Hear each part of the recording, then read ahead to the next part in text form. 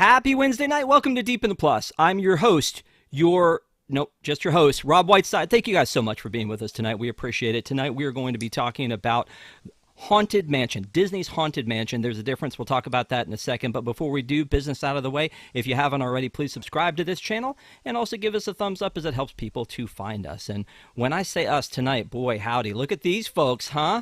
Welcome, fools. I keep screwing that up. Starting with Shannon. Hey, everyone. And Mr. Patrick Hackett. Say it again. No. And, oh my gosh, in full Butler uniform, here he is, the man, the myth, the legend, Ron Deanna. Right this way, bodies. Move along.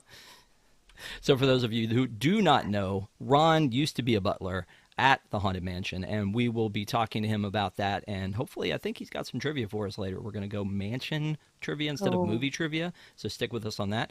Also, our wigs, we love our wigs, have left us some opinions in the Discord, which I'm very excited to share with everybody here about the movie, but we're going to get our stuff off first. First thing we're going to talk about is we're going to talk about Haunted Mansion, and the reason that I keep going very specifically about calling it Haunted Mansion is because that's what Disney does, is that they just call it Disney's Haunted Mansion. There was another one that was the Haunted Mansion. So I guess that's like, Wolverine and the Wolverine. I'm not really sure about that, but I do want to get this out of the way first of all and weed out who are the stans of the original 2003 Eddie Murphy. So let me start with Shannon.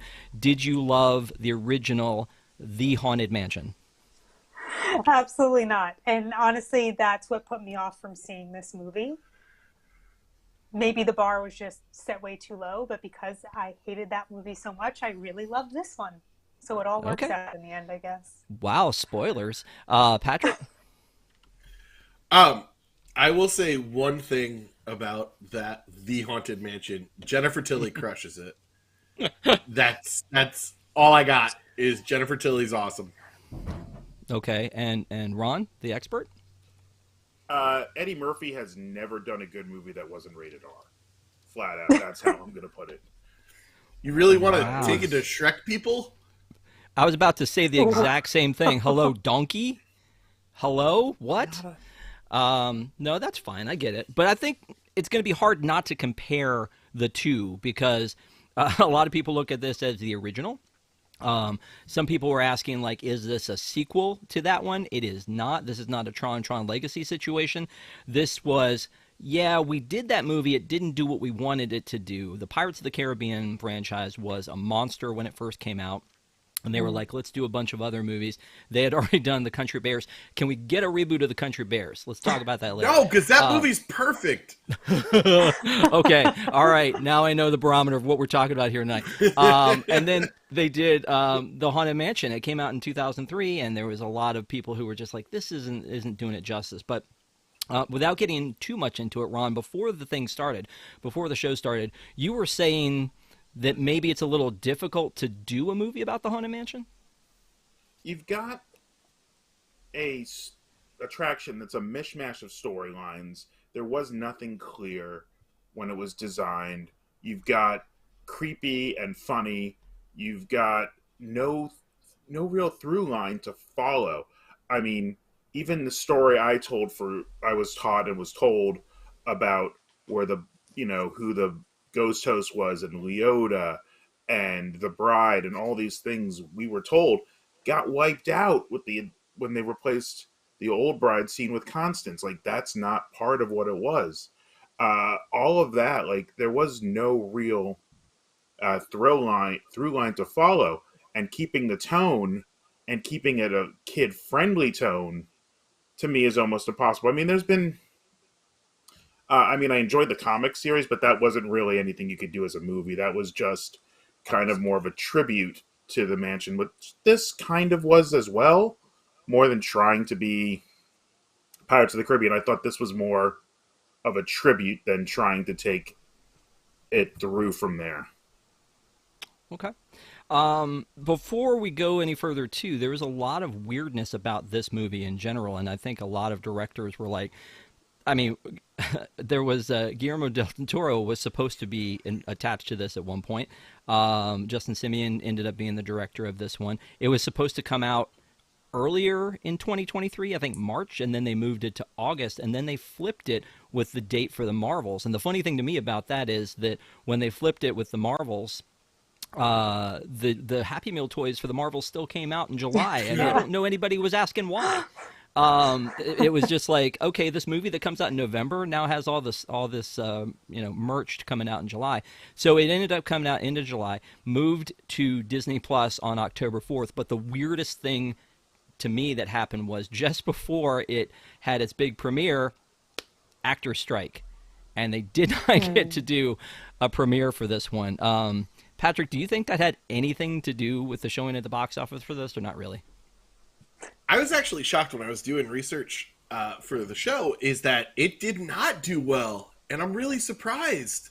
I think it was too early for quote-unquote spooky season, and I feel like the writer's strike definitely hampered it. I think if you had the stars out there pounding the pavement, I think maybe we would have got a couple more million. Plus, people are like, oh, are we supposed to go? We don't want to cross the picket line. But yeah, I was shocked at how poorly it did. It has not made back its budget. Oh, poor Disney. Let's throw in some extra money. The next time that you pay for Genie Plus, Patrick, just double down. Just pay twice as much and just say, here's a little something for your problems. Here you go, Bob. Yeah, and they changed it. They were supposed to do a big event at Disneyland, and they changed it to a fan event, which was, them thinking on their feet. That was great. But it didn't really get any of that. There was a little bit of like pre-advertising or pre-promoting when they brought the cast out to the Haunted Mansion at Disneyland to do, to get all dressed up and work the attraction for the day, which I'm sure was about 17 minutes for the photo op before they split. But this is, again, there were so many little things that happened to this along the way that it feels like maybe it wasn't given a full chance, but I certainly don't think we're ready to do a reboot number 3 and just call it Mansion, maybe. I don't know what they would do as far as the name would go for the last one. But anyway, this movie came out. We're all Parks fans. We're all huge Parks fans here, and so I think that there is a difference in this movie. And Shannon, maybe you can tell me how you feel about it. Can you separate the fan service of this movie, all of the Haunted Mansion inside stuff, with the story to be able to say, yeah, this would stand on its own or it wouldn't? Yeah. I think that's why I really enjoyed this movie. I loved the storyline. I hated the storyline of the first movie where it was about like she's becomes the bride or Gracie wants to seduce her. Is very weird to me. And I loved the beautiful tie-in of grief. I thought this movie did a really good job of like talking about grief, and I think even introducing it to younger audiences who watch it. So you have that element. You have, I thought it was just a better storyline. Plus, you had so many heavy hitter actors that I thought worked so well for their roles. Danny DeVito, Rosario Dawson, Owen Wilson. Jared Leto, I didn't understand. I thought that was probably a waste of money. Maybe we can get into that a little later. But, yeah, I enjoyed it. Same question to you, Patrick. What do you think? Could you separate the two? I mean, Shannon just crushed it. There's very little to add to what she said. I love the fan service. The fan service made me pop every time that I saw it. It was great. I enjoyed it, but it is a good standalone movie. If this wasn't tied into the Haunted Mansion, I still think it's a good, like, kids thriller, like a Goosebumps kind of thing. It's fun, and almost every single actor kills it. Almost everyone. I think they did a great job. Yeah. Yeah. I just wanted to make sure you were paying attention. We're trying to make sure she's staying awake. So it was also. Can I add one more thought there? Sure. I also think it was unexpected. Like I didn't really know where it was going to go. Whereas that first movie, like it was so predictable what was going to happen at the end, and I loved just like waiting on the edge of my seat to see where the story was going to take me. So. Yeah, that first movie. It's been so long since I've seen that. I haven't seen it in forevers and evers. But Ron, as far as the like attention to detail, again, from somebody who basically, I assume, lived in that mansion, do you feel like that they did it justice as far as they could? I think they did. I think they got the essence of the set pieces, the nods to the characters, even if they didn't make, the same sense. Like, the caretaker was not the caretaker. Like all of that was there to make people happy, but it was not there with like, some fan service could basically have big neon lights going, "Hey, look at this! Hey, look at this! Hey, look at this!" I think there was so much of it, and it was quick little nods most of the time, that other than things that they needed for the story points, that it worked well. Like just having the two mansions in there was something I was surprised by, and I thought was a great way to do that, and that gave me a giant smile in the theater. I think that you could have missed that.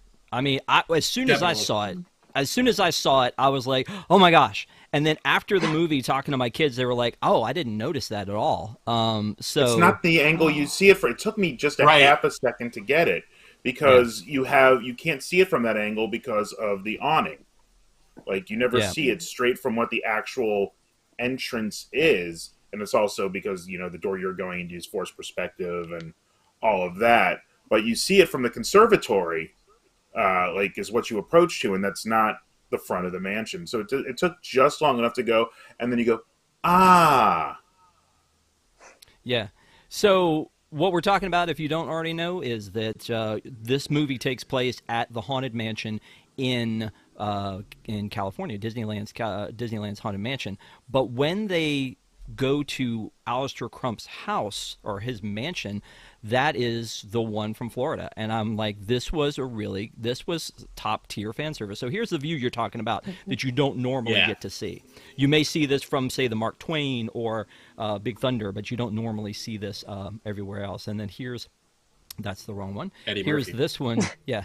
Then there's Eddie Murphy. And so here's Alistair's mansion here. And so you get to see both of them. And yeah, I loved that attention to detail, because in the first movie, that mansion is nobody's, right? The one from the Eddie Murphy is not the one from Florida, nor the one from California. And so you're making a movie about this mansion that we all know and love, and you're not going to use the mansion, was kind of a weird choice. So I love that they used the one. It happens in Louisiana. They're in your face about the fact that they're in New Orleans. They could not be more in your face about the fact that they're in New Orleans. And then get a Dr. Facilier cameo, which is awesome. Yeah. And then they drive. There's restaurants. There's restaurants I go when I visit my wife's family. Like everything was right there in Jackson Square. They didn't dress it up. It was really authentic there.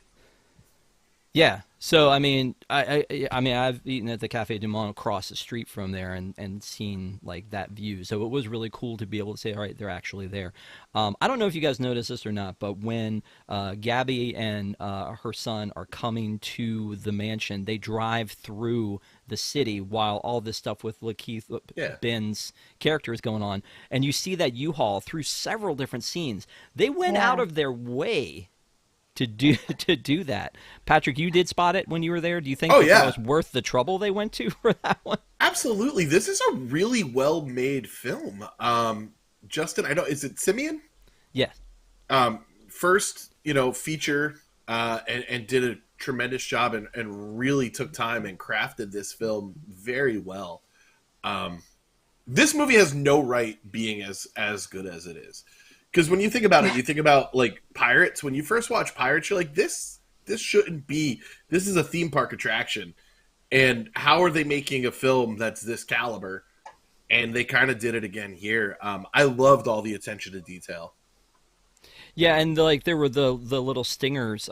Here's let's see, there's this the Mardi Gras, not Mardi Gras, the funeral processional is happening, and every now and then there's the U-Haul. They go back over to show the U-Haul, and you don't really pay attention to the fact that that's happening until the U-Haul pulls up in front of the mansion. So little details like that, I was like, wait a minute, I go back and look at it again.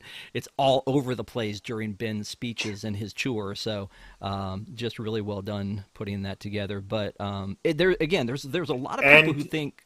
Go ahead. And there was something I was watching. That's not how all the U-Hauls have their state-specific art. that's not the real New Orleans, Louisiana art. They made up their I own for looked that that U-Haul up too. Because of the Shadow Man on the front, you mean?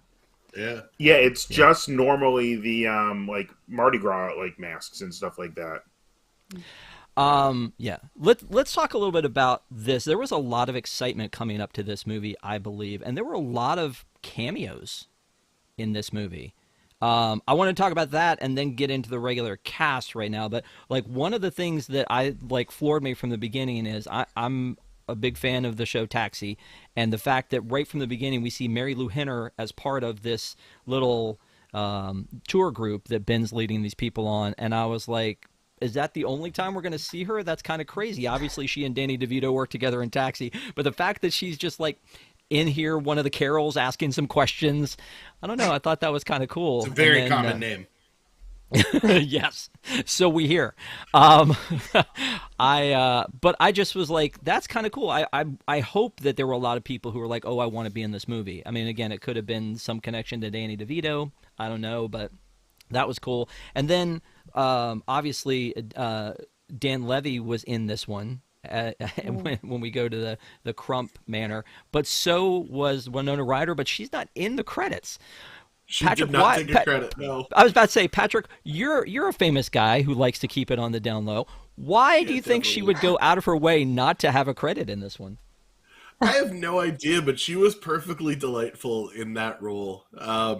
That scene is, oh my goodness.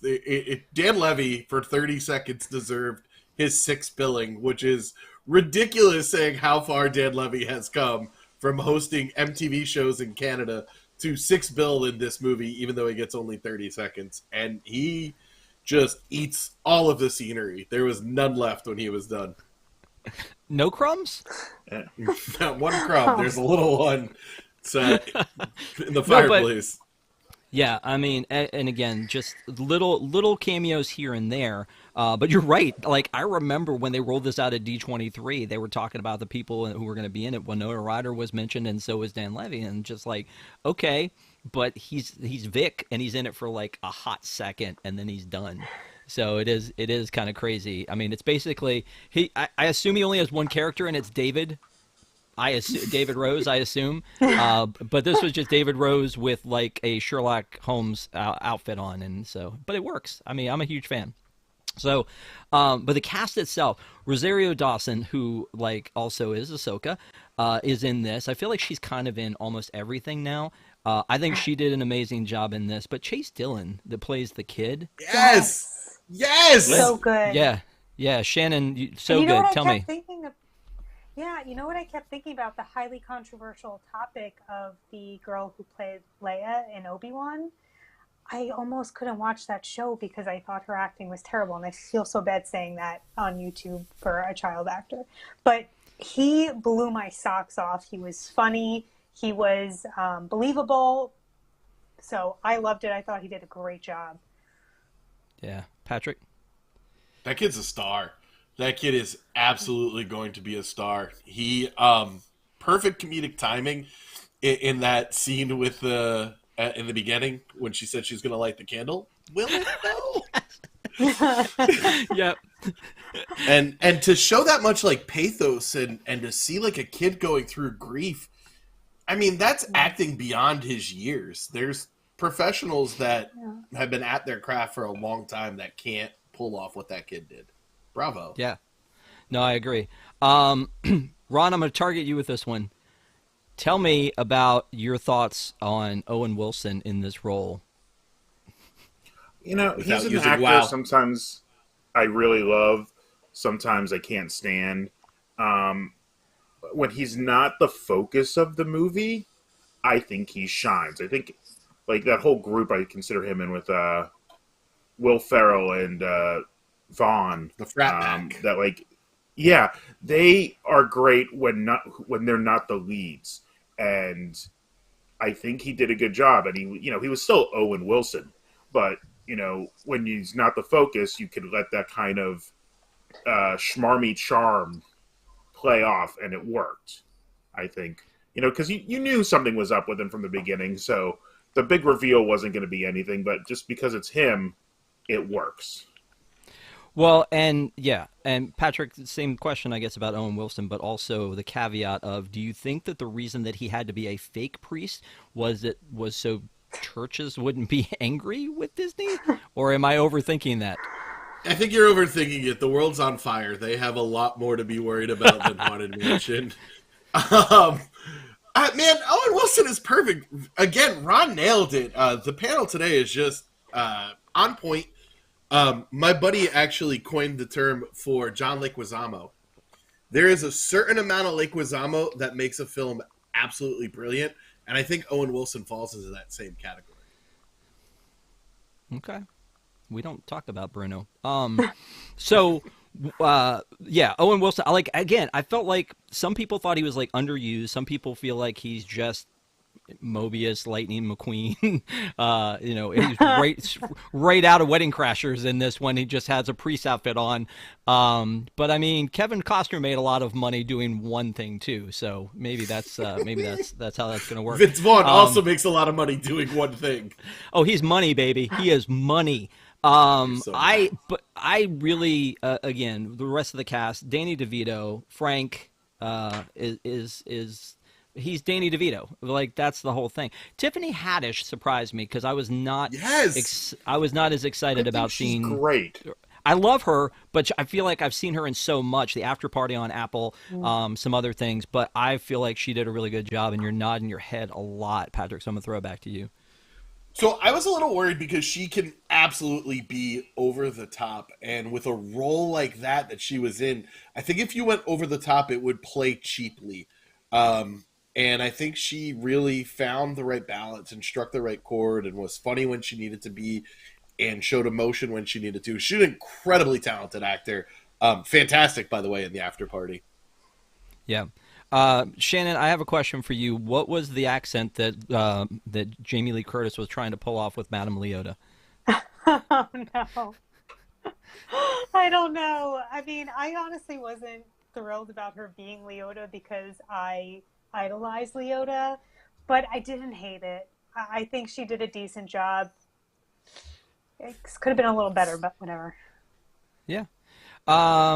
So the way that the movie is set up is it's basically that I assume everybody who is watching has seen it, but if you haven't, we'll give you the basics. But is that Gabby and her son come to New Orleans to get this house they found on Zillow, which, by the way, if you missed it, Zillow did a great thing to advertise this movie when it came out, which is probably in conjunction with why they were mentioned in this movie. Can we stop and talk about the overwhelming product placement in this movie, which is probably my biggest negative about it. And I wonder if they wait. I kind of wish I had some Burger King jalapeno poppers right about now. No, go ahead. Yo, those are really good though. It became a joke, I think, and it just wasn't landing for me. I think it was so over the top. Like the point where she says, "This pad and paper I got from CVS." I literally groaned at that point. It was just so bad. Like, I got it delivered through Amazon. I found it on Zillow. Those are things naturally people might say, and I think that's fine for product placement. But the pen and paper, I'm just like, this is either a joke that's just not working, or wow, they just went over the line with it. Okay. Well, yeah, the Amazon, CVS, Burger King. There were a lot of product placements throughout it. But anyway, so U-Haul, exactly where I was going with that. So they have all of this. There's a crazy amount of it. I hope they got some money. But again, the Zillow in the advertising. So they get this house and they move in. And immediately they see ghosts. One of the things that I missed going back and rewatching it is that there was a second where her son is standing by this mirror, and we see the Hatbox ghost in the mirror because it happens so quickly. God! And I didn't see it the first time when I was watching this, and then I went back and was like, "Oh my gosh!" Which again speaks to how many little things that they put across this movie. So that was pretty neat to me to see stuff like that. But they get there, they're spooked, they run out of the house. we pick up on LaKeith Stanfield, Ben, his story, and I think that Shannon, I think you talked about this a little bit before about we really they do a good job of telling his story to the point where we feel and we know that he's in pain, which is then germane to the rest of the story. But like, I feel like his story could have been a story unto itself. Yeah, for sure. And I was hoping to find a better tie to the ghost that followed them. Like, was there a reason why the seafarer was his ghost? That I thought could have been a little stronger. But overall, I still thought that his storyline carried the most throughout, kind of maybe overshadowing Rosaria's a little bit. But yeah, I think it could have been developed a little better. Well, and I think he is given top billing, LaKeith Stanfield, isn't he? Or maybe I'm wrong on that, because I do think that he is kind of like, his character is kind of the star of this, even though it's about. I think it's his story more than anybody else's, I think. Yeah, but it's wrapped up in the house, and they're the reason that they go to the house, and so then we cut to him and Owen Wilson coming in, and the whole "are you ready to be a hero" thing, and pass, and again that the first time you hear that is that comic timing that you were talking about too, that obviously Chase has, but also LaKeith has. So then they get him to go to the house, and then he fakes taking the pictures in the worst way, and it's just like, why wouldn't you at least bring a battery and hit the shutter? I don't know, but he goes ka-chick, chick, chick, like when he's taking these pictures, and then the ghost follows him home. So it's really neat to tie in the whole "and a ghost will follow you home" from the mansion. There's a lot of those little things that, like, they don't mean a lot to us in the mansion, but now that we've seen it happen, it kind of brings a whole new meaning to it. And you mentioned the sea captain, Shannon, but like, I feel like they lean more into that because we know that's a story that they sort of don't lean into as much, but that exists. So, and then after they go back and then they start bringing this band of people in, they bring in Tiffany Haddish, and she's supposed to be the medium that's supposed to, kind of summon the ghost or figure out what's going on. And she gets followed, and now they all basically are living in the house. They go to see Danny DeVito at like a Benihana. And then they're like, he's like, "I got a heart condition." They're like, "Don't come." No. Yeah, this is the first time when they're like, "Don't come." Let me ask you about that ensemble, Patrick. Do you think that there are too many characters, or do you think that they put together just the right amount to pull off this caper? I feel like that's the right amount for a caper. I think they had the right amount. I think, it fits. Like, it's the amount of people you need. It's not quite what you would need for an Ocean's 11, but there was still the right amount of people to pull that off. Everybody had their role. Yeah. Yeah, everybody had a purpose. Like, you didn't repeat anything. Like, if there was one to cut, I'd say Owen Wilson would have been the one to cut, because he doesn't really have much of an arc to go through. But he's just kind of like the linchpin that is kind of the guy to bring everybody together. So I guess that was his role. Yeah. There was some stuff in there that in the original trailer I went back and watched today. That there's a scene where the Hatbox Ghost kind of turns into Ben's long lost wife, which makes me go, I want to see that cut. Like, I want to see what exactly happened, because the Hatbox Ghost plays around with him a lot and tugs at his sadness with his wife. But, that's a storyline that continues on through the whole thing, is that he's lost his wife. And then, he's maybe thinking he can reach out to her here, but Tiffany Haddish says no, she's passed on. And then they explain to us in very small words how this, like, region beyond works with us. And it's like, I don't know that they needed to explain that, because I feel like we all know that. But at the same time, it felt very comforting that they explain that process to me, because I need to know the rules all the time. I need to know, you explain the rules to me, I'll believe anything you tell me, but if you step outside the rules, then I get confused. So they bring the whole band together, and then Master Gracie is a big part of this. So Ron, like, it was that like, like huge like fan moment for you when Master Gracie was in there? Do you approve of who they cast and how they cast Master Gracie? I think it worked. I think, as I said earlier, there's no consistent story to who he was. Like, there's always the argument: is he the ghost host? Is he the man who hung himself? Was he a victim of Constance? Was he the man who killed the wives on the crypt at the end? Like, there's just so much. So, just having a Master Gracie that is a problem, but not the villain for them, is good. I think that plays enough homage, especially to Yale and to the history, that you had to keep that. And I mean, all that, like the other name with Crump, these two are as important to the mansion as anybody can be. Like, so having them be the kind of two main MacGuffin characters to it really worked great. I was exactly this old when I realized that was Rolly Crump's salute. I don't know Me why. too. I was like, Really? Alistair Crump. I swear. I was like, we just watched Behind the Attraction last week, and I was just sitting here going, wow, how did I miss that one? But yeah, I'm gonna admit it. I missed it because they threw the Alistair in the front of it. But as soon as you said Crump, I was like, damn, I should have known. Yeah. The only one that I was surprised didn't get a shout out, unless I missed it, was X, and I can't ever pronounce his last name. Intencio. Yeah. Yeah. Or Because Mark he's a Davis. I big- mean, Yeah, that's true too. Yeah, but Yeah. Well, and again, like, X was responsible for the lyrics to the music, but the music, the stingers in there are so well placed that I don't feel like they're overplaying the song.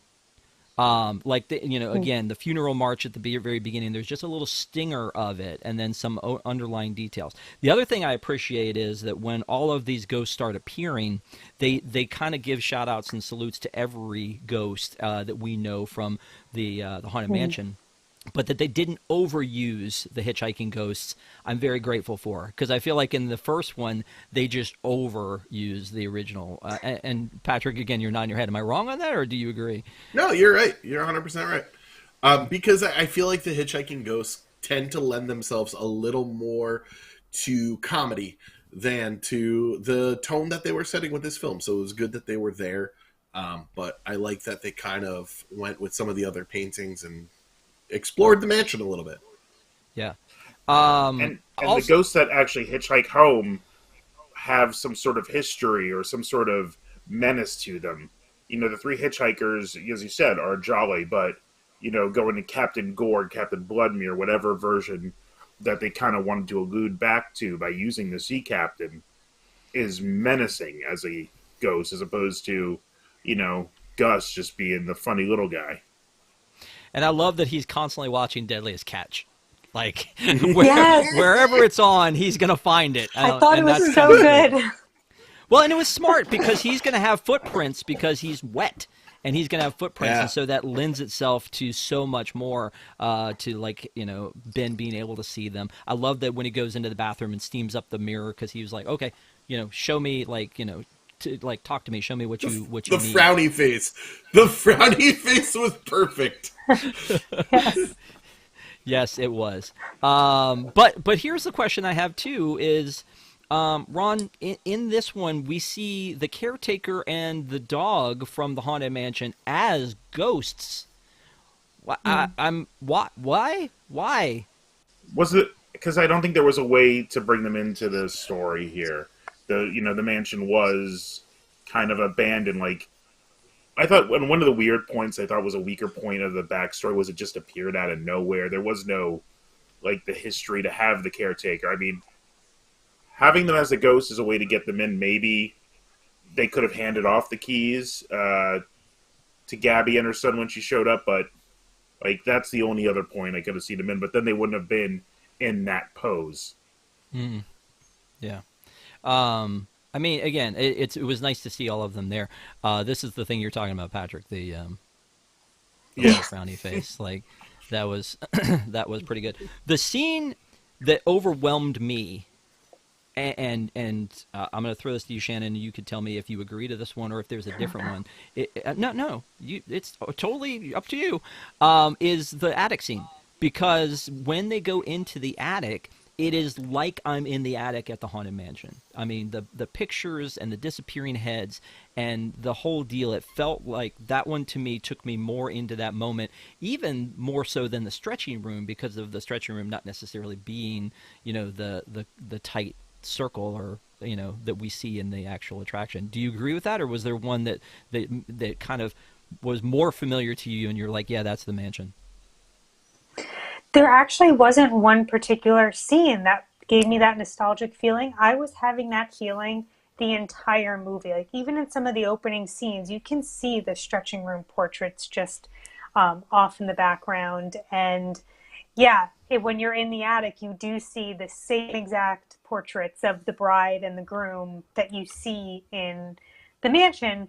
But I felt like, even like, again, off in the distance, you see I don't know what you call her. She's like the cat lady portrait, and as the lightning flashes, you see her move. So there were just so many of those that I don't even want to call them Easter eggs, because it is part of the story. It's part of the attraction. But they were so well placed and spread out throughout the movie that I never got tired of it. It was also exciting. Good. Patrick, same question? One that gave you a feeling, or were you with her that's like all the feelings? So, what gave me a feeling is when Travis sees the candelabra, or excuse me, Ben sees the candelabra floating for the first time, because I was like, oh, that is so important to the mansion, and they're just going to put the Hatbox Ghost there. And then I got angry as a park nerd. But I just saw that, and the intrinsic value to the Haunted Mansion came to me, and I was like, they cannot put him there. I like to think about Ron sitting there watching this movie, like arms folded, going, "It's not like that." Ron, was there a moment with you where you were like, "Oh, I wish they had just done this a little bit differently to be more like the mansion," or were you happy with what they gave you? Well, you mentioned the attic scene, and that's not my attic scene, right? So I know everybody. I think everybody thinks it's an improvement, but it's not what I had when I was there. So that's always like that changed for me. Like, I love the stairs, the attic. I could take or leave. And just because, as I said, like, it changed the story as I knew it by having her there. But like I said, like, seeing the Florida mansion was the moment that probably made me the most giddy. Or when you realize her chair, when she gets thrown out of the house, is supposed to be a doom buggy. Like, things like that. Those little moments, not any of the big, like, real set piece kind of things, are what got me. Gotcha. Like the infinite staircase, like when they had that, like things, those just little one-off shots, I think were more important to me than the bigger parts. I want to draw a comparison here for just a second, and you guys can just tell me that I'm completely insane. Okay?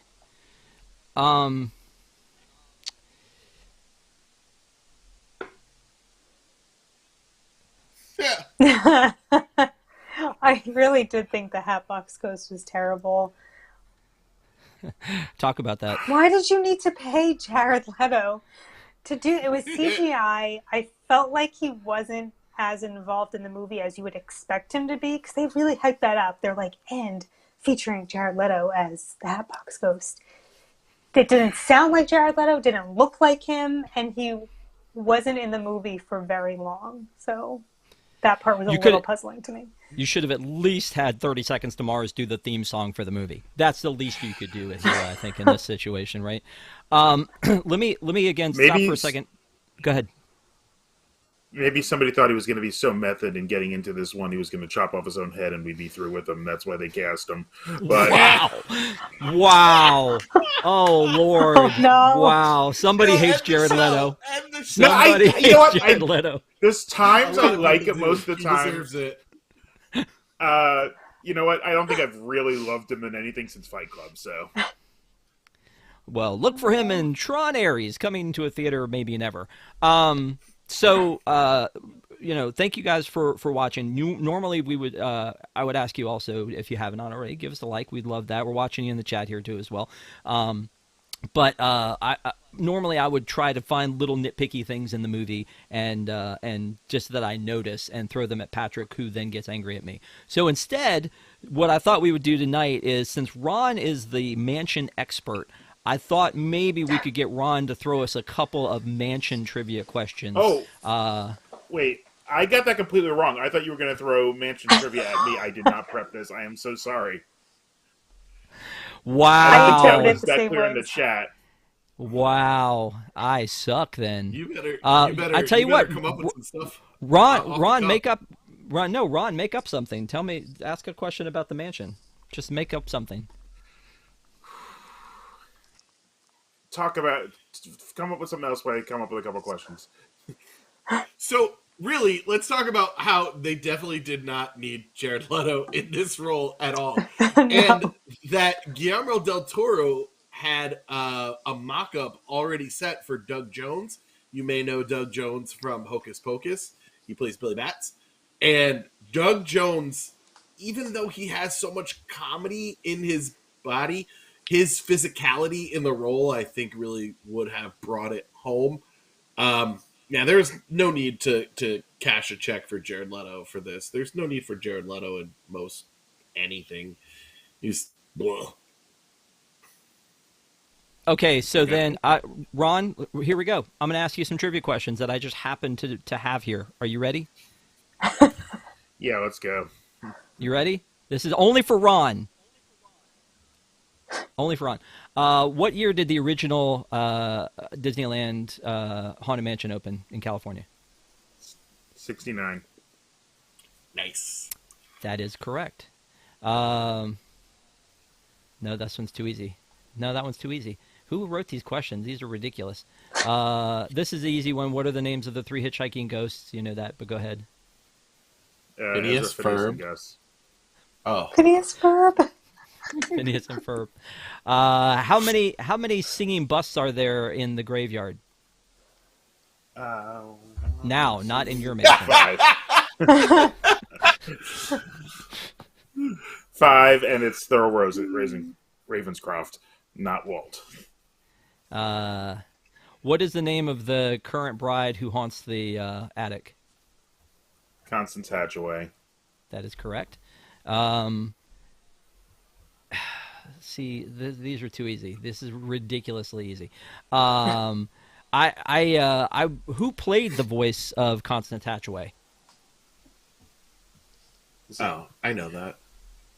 It's, the Wicked Cat. Cat Cressida. That is correct. Yeah. What? Movie, I got you. Well, go ahead. Go ahead. All right. What chess piece is not visible on the roof? Oh, come on, dude. Seriously? You're asking me or you're asking Ron? Right. Oh, no, let's ask Shannon. She doesn't know. Yeah. Is it the night? That is. It is. Yeah. Okay. Because it's always night in the Haunted Mansion. Yeah. Okay. All right. Well, one last one because Neko has sent us one in chat. What was Ben's license plate number, Ron? In the movie. I looked at it at the movie to see if it was a joke, and I couldn't get anything out of it. It was like DHQ or something like that. 940 CLR. Yeah. Okay. Did you know that, Patrick, or did you read what you put? I knew the 940, but they put in the chat CLR before. I was also looking to see if it was anything important, but it's not. It's not like in Muppets when it's I almost said Dr. Seuss. Jim Henson's birthday. Yeah. All right, so let's pivot a second because you brought that up. We did a review of Muppets Haunted Mansion. You said Go watch in the it. pre-show that you were actually trying to fit that one in before tonight so you could watch that one too. I don't know blow what up my spot. I don't know what you were going to compare and contrast between this and the Muppet version. But you know what? I know I was gonna say play the game Marry Kill with the original, new one and the Muppets, but we won't do that. So let me ask you though, the Muppet one was fan service as well. Do you think that they did a better job of fan service on the Muppet one than they did in this movie? I think the two combined make a perfect homage to the Haunted Mansion because this one plays off the more serious tones. And the Muppets play off the sillier, funnier tones. And I think that's what makes mansion amazing. That's what I think makes it one of, if not the best attractions ever built. Gotcha. So let's talk about the attraction for a second, because like Ron said, the original one opened up 1969 after Walt's death. If you have not already, you could go back and watch Behind the Attraction on Disney Plus, and then watch our review of it that Allison and I did last week, because it was a great episode, and a lot of it's stuff you may already know, but it's really neat to go back and see it in the format that they bring it to you in. But obviously the mansion didn't open on time. It was supposed to originally be a walkthrough. They came up in 1969 and opened it up 3 years after Walt's death. They prioritized pirates over getting this done, but I think that we're all happy with what they ended up doing. And so in 1969, that one opens up. They made 2 sets of everything, opened up the one in Florida in 1971.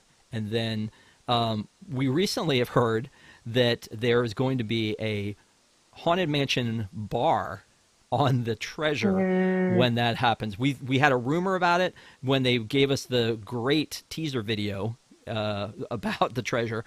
They talked about the Jungle Cruise themed one, but they're talking about a Haunted Mansion themed one. Patrick, why did they never make Columbia Harbor House a Haunted Mansion themed restaurant? I thought you were going to say a movie, and I was like, what is happening right now? Let's make everything a movie. Why is there not a Columbia Harbor House? Where's the Diamond Horseshoe review film? I'm waiting. I don't know. There are hardcore mansion fans. I know Ron's wedding was mansion themed. But do you really want to eat at the Haunted Mansion? I don't know. And Columbia Harbor House also fits the area. When we were talking on Park Center about the possibility of the resurrection of Star Cruiser, a lot of people like Haunted Mansion. I want to sleep, spend the night in a Haunted Mansion, and can we do a hotel like that? I think you would maybe start baby steps with a restaurant. I think that would be a lot of fun. Well, we got mock-ups in a. I don't know if it was like a hey, we're working on this, or hey, what would you think about this? Survey years ago. We saw the mock-ups for Haunted Mansion rooms at Port Orleans like a decade ago at this point. The art is out there somewhere. We had it. Like, it was not just us leaking it. This was a Disney release at some point. Okay. So, yeah, I don't know. I feel like it would feel like a princess room, but with, like, the hitchhiking ghost. Is that basically what it was basically after those were a big hit. They're like, what else can we do? Because, the moderates are sometimes the hardest to sell people on, even though I think they're some of the best. So I think they were trying to add more of those things. Okay. So one thing that I did this week is I went into our Discord with our wigs, and I said to them, what did you think of this movie? So before I get final thoughts from you guys, let's play deep in the Discord. Let's do that. Yeah, how about that? I need to. So I asked the question. What did you think of the Haunted Mansion movie? And Mike's Adventures said, finally watched the Haunted Mansion movie. I didn't think it was necessarily a good movie. The nods and references to the ride were the only part that kept me engaged. The script and dialogue were pretty bad, to be honest. It's only a hair better than the original one. And Mike Graney says better. Mike Graney says better than the other one. So there's that one. Joe said my thoughts on Haunted Mansion are it's so forgettable. I can't remember if I actually finished watching it or not. Wow, this is a tough crowd. William said, and he dared me to say this, so I'm going to say it. I mean, I don't see anything wrong with this. Fan service for the sake of fan service makes a horrible movie. At least make a halfway decent plot to go around all the callbacks to the ride. The movie bombed because it only catered to Disney fanatics. So there's that one. Let me see. There was one more I wanted to read here, but then I definitely want us to give your thoughts here. So hang tight. Hold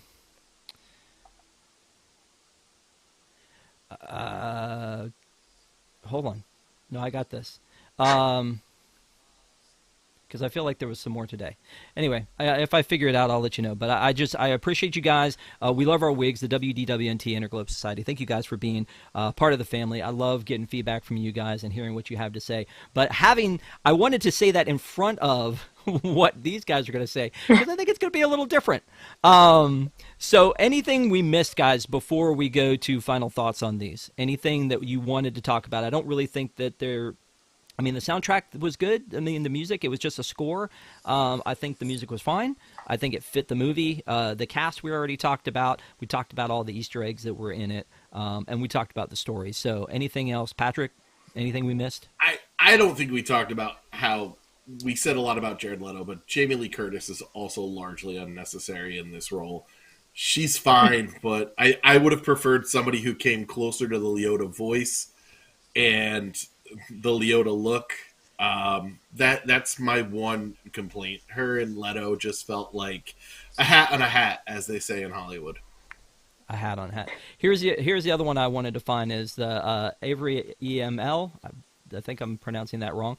I had a very, very good time with the new Haunted Mansion in that it's nice to have movies that are just good without needing to be a masterpiece every time, sort of a way. Basically, if you ignore the stupid amount of money that Disney set on fire to make it, it's very fun. So, yes. And Jayware said, we finished it. I actually enjoyed it. Neko said, I said it was pretty good, and then she said she was rewatching it for prep for tonight. No, here it is. A fun and sometimes slightly scary romp honoring the classic Disney attraction. It's not a masterpiece of filmmaking, but it stands up as a great film for the season. That was her final thought on that one. So that's pretty solid. That's a pretty good one. It had some good jump scares. I was surprised. Yeah. It had some pretty good jump scares. But again, the thing about the Haunted Mansion is it's supposed to be scary and funny pushed together. The Mark Davis mixed with Claude Coates, right? And it does that. I feel like I keep thinking about the little kid Chase going, "Will it though?" So, Shannon, anything else we need to talk about before we move on? Any other thoughts? Yeah. One quick thing I realized from watching the movie that you never see a kitchen in the mansions, and you don't see bedrooms either, even though you go down the hallway and presumably there are bedrooms there. But in the scene when they were in the kitchen, I was like, you never see a kitchen in the mansion, right? I mean, it's not part of the ride. So that's just something to think about. But other than that, again, I'll leave my opinion for the end. But... You don't see bathrooms. That would have been the servants' quarters. Oh, ooh. See, and if you like the hallway wasn't kitchen themed, but the hallway where our break room was, that was supposed to be a backstage area, we had as kind of like the chicken exit was still themed as a servants' quarters. There were the bells and the keys and like all that was there. So that they did have some of that, but yeah, you're not going to see. I think it's been a long time, but doesn't Phantom Manor have a bedroom? It was close. I don't know. I was going to say you're asking the wrong crew. But I would love to go back and see Phantom Manor. I think I wrote it when I was there, and that was a bajillion years ago. And so I would love to go back now that I've had years of Disney behind me to go back and experience Phantom Manor, because it looks like it's very different from the two that I know. And so I think that the one in Tokyo is pretty much the same as the one we know, isn't it? It's the same as the Disney World, I believe. Yeah, I know the outside is. I just didn't know if the inside was too. Okay, well, and here's an inconsistency that happened too, is that in the movie the house is dilapidated, which obviously doesn't happen in California because of Walt's saying of we'll take care of the outside and let the ghost take care of the inside. But I guess it has to, in real world, just have been falling apart for it to be on the market and such a steal for Gabby and her son. By the way, one other thing, I don't know that I realized when I was watching through the movie, and maybe that was part of it, is the twist about his dad being dead, because he kept saying he was talking to his dad, and I guess I should have seen that coming. Shannon, was that predictable? Like, did you see that coming a mile away? No. I mean, halfway through, yeah, but not at first. No. Yeah. Should have known. Okay. All right. So again, thank you guys for being with us. Thanks for doing the homework and watching the movie. Again, it came out October 4th. If you haven't gone back and see it, I don't think we spoiled too much here. I mean, you kind of know what you're getting with it, but it is really neat to see the details of the mansion itself. And again, a big shout out to our Wigs members. Thank you guys for being part of the family. And if you want to know more about it, go to patreon.com/WDWNT. Don't forget, we have News Tonight tomorrow night. And then also on Sunday, we will be back with another episode of Park Center. Hopefully, Patrick, you're good for Park Center this week. You're going to be. Shannon's been carrying. Her back hurts from carrying for so long. So hopefully, hopefully I don't come down with the plague again, and I can be there Sunday. Yep. A lot of stuff happened, and I definitely want to get your 2 cents on the Haunted Mansion bar that's coming. But thank you guys for watching. We appreciate you. But now is the time that we have to render final thoughts. And again, you've been kind of a little pre-bullied from some of these comments. So I hope you guys stick to your guns and say what you want to say. And we're going to start with Shannon and tell me, are you ready? Are you prepared? Yeah. Shannon, would you recommend this movie? Yes, absolutely, I would. Is it pirates? Is it the way that I love pirates and think it's a masterpiece? No, but it's better than just okay. And also, my husband watched it with me. He's not a Disney fan. He's also usually a very serious person, and he had some chuckles along the way. So I think that's very telling. Go watch it. Okay, and let's go, Patrick. I loved it. I went into this with incredibly low expectations, and it blew them all out of the water. I'm sad that it didn't make a lot of box office because I feel like we could mine these characters for at least another movie if we wanted to. We don't have to. One time is enough sometimes. But really great. Someone in the chat said it's a 3.75 out of 5. When I walked out, I said it's about a 7.5 out of 10. It's a little long. That's my one real complaint, is it runs a little long. But really fun movie. Go watch it, enjoy it. It's spooky season. Make a double feature. Shirk your parenting responsibilities. Blame it on COVID and say you're sick. And watch this and Muppets Haunted Mansion back to back. I was going to ask what the second feature was. And Ron? Not Eddie Murphy. I'm kind of torn on this. I think if you're a Parks fan, it's a definite watch. I think if you're not, I think it's still enjoyable. I think it has that fun Scooby-Doo vibe, but I think the heart of this movie lies in those Easter eggs rather than in the story. The story it feels cobbled together. I feel like, especially like at the very end, the confrontations just feel like a way to just wrap it up rather than actually like filling in a story. But I think it works well enough for what it is. And as I said, like Parks fans, definite. Everybody else, it's not something to turn off. Wow, those are big words. You know what? For me, I would recommend it, and I know that a lot of the people, like I was reading, were like, nah, not really. Ron, I think, made a great point at the beginning. It's a tough one to bring to life, and I think that they did a good job of having a side story where the mansion was involved. And I agree with you, Patrick. It would be interesting to see if they could come up with something that would be a continuation of these characters, and not necessarily just redoing this movie again. But I don't think that's going to happen based on what happened. I know Dawn said in chat that she thinks that the season killed it. It does feel weird to release a haunted movie in July. I don't know why. I mean, horror movies get released all year long, but it feels like it should be more of a Halloween sort of a thing, especially when families are looking for something to do. It feels like it would have been better to release it at Halloween or somewhere in that vicinity. They did at least release it on Disney Plus, so we'll see how it does on Disney Plus. But I would recommend it. I think it's a good movie. I don't hate the original, but I feel like this was a little bit higher quality of a movie, and I think it did a little bit better job of following the story that we as park goers know a little bit better. So I would recommend it. I liked it. But again, give us your thoughts. Let us know in the comments below what you guys think.